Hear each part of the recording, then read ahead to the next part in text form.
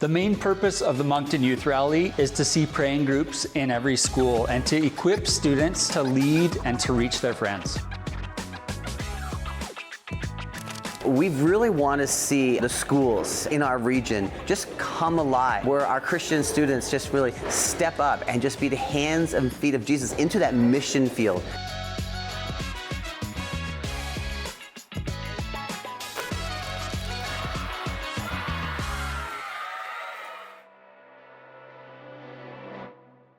I don't know where you're coming from, but whatever you have going on in your life, I can tell you that you don't have to stay stuck. Prayer is to literally just to present what you're really going through before God and to be vulnerable with Him. Prayer is the context in which we connect with God one-to-one. God has a way of using a conversation to bring you into connection.